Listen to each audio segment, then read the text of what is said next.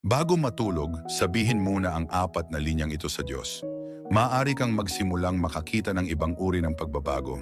1. Lord, salamat na Ikaw ay kasama ko sa bawat hakbang ngayong araw. Mahirap man o madali, Ikaw ay kasama ko. Salamat din sa lahat ng biyaya at proteksyon na ibinigay mo sa akin. Patawarin mo po ako sa palaging pagtutuon sa kung ano ang aking kakulangan sa nakaraan at sa pagkalimot na pasalamatan ka sa kung ano ang mayroon ako. 2. Lord, minsan masyado akong nag-iisip. Masyado akong nag-aalala, nagplano ng sobra at sinusubukan kong kontrolin ang mga bagay na hindi ko naman kayang kontrolin. Ipaalala mo po sa akin na lahat ay nasa iyong mga kamay.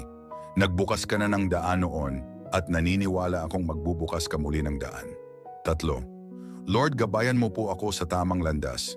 Bigyan mo po ako ng karunungan upang tanggapin ang mga bagay na hindi ko mababago at bigyan mo rin ako ng pasensya na maghintay sa iyong perpektong panahon.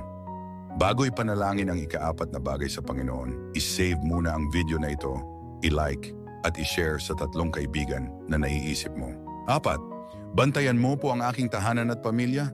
Bigyan mo po kami ng lakas kapag nakakaramdam kami ng pressure at gabayan mo po kami sa direksyon na dapat naming tahakin. Akayin mo po kami sa bawat hakbang at ipaalala sa amin na palaging mas maganda ang iyong mga plano kaysa sa amin.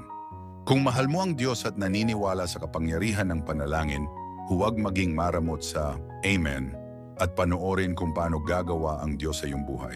Sabi ng Diyos, dapat mong tandaan sa lahat ng oras na kasama ng mga tao ang Diyos na kailangan lang nilang magdasal at maghanap sa Kanya kung mayroon silang anumang paghihirap at na para sa Diyos walang mahirap na isakatuparan.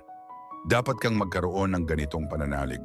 Nais mo bang matutunan kung paano manalangin at umasa sa Diyos upang malampasan ang bawat paghihirap?